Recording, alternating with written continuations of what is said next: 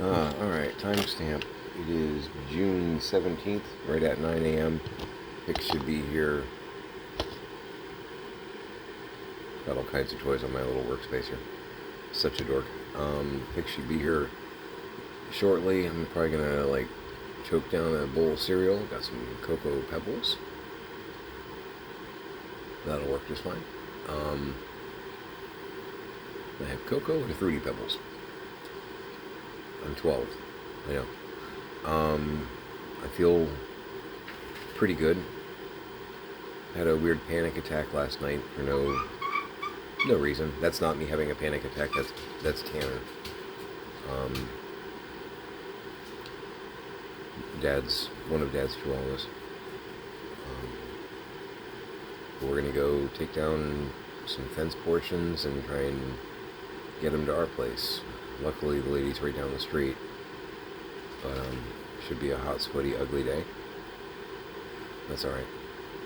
Milton did a real number on our fence, so we need some pieces. That would help us out a lot. Because it a little jagged. Feel pretty good other than the panic attack.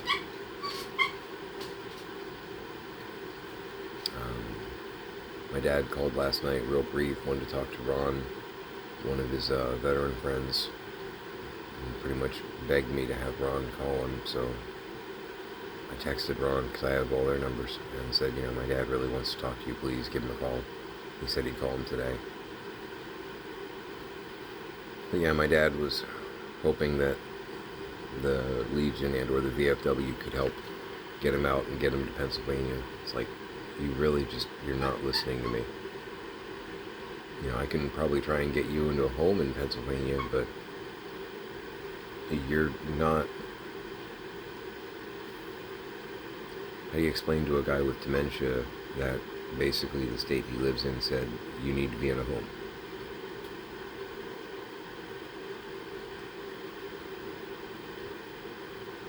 I got paperwork, 6 out of 6 medical professionals, including doctors and geriatric nurses, psychiatrists, whatnot, that are all saying, yeah, no, he needs 24/7, he needs a handler. He cannot be left to his own devices because someone's going to get hurt. And I tell him, paraphrase versions of that, and, bullshit. You don't realize how broke you are.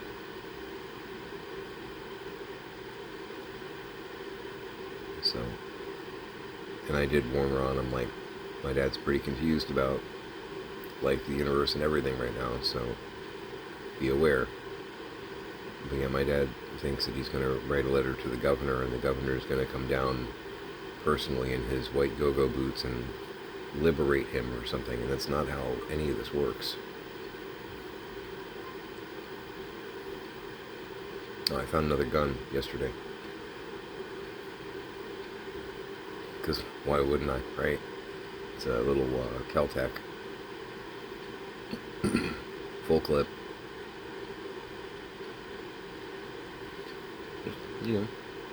Under a pile of this and that.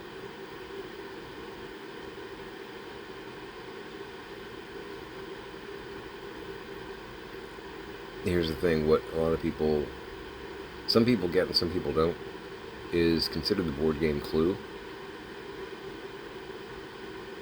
Because I have had a couple people along the way tell me, well, just bring him home and you can watch him. If you get all the guns put away, then everything will be okay. Consider the board game Clue for a moment.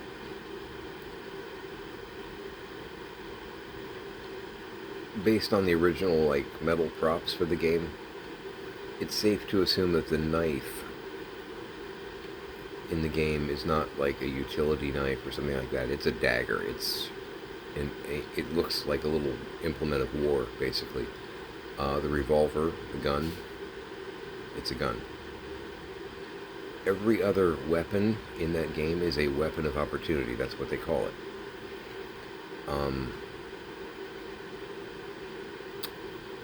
There is rope around the house.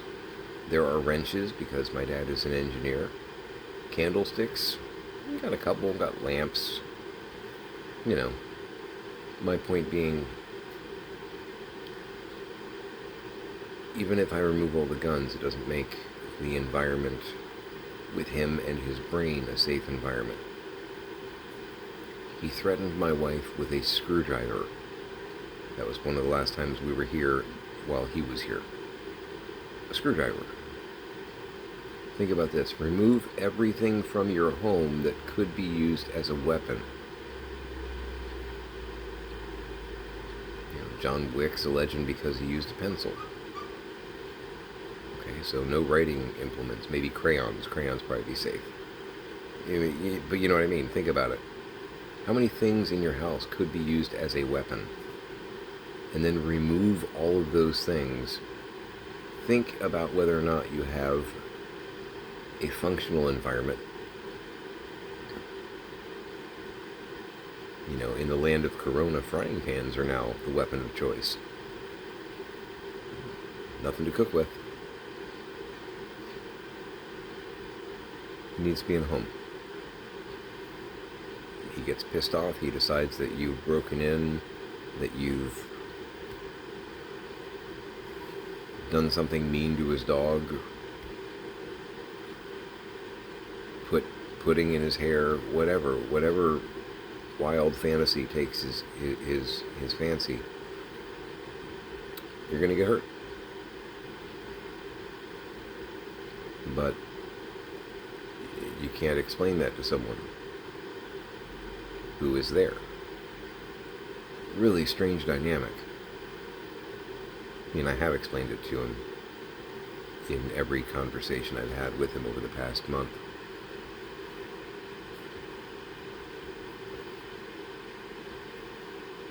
I keep reflecting back on it was 50 First Dates, and Adam Sandler's in the special facility, the home, and that one guy in the stairwell keeps coming up to him going, I think it's, "Hi, I'm Tom." It's not to that degree, but it feels like it.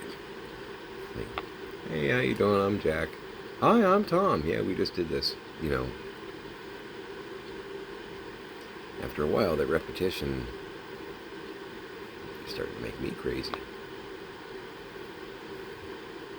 But yeah, I'm going to be doing the fence thing today.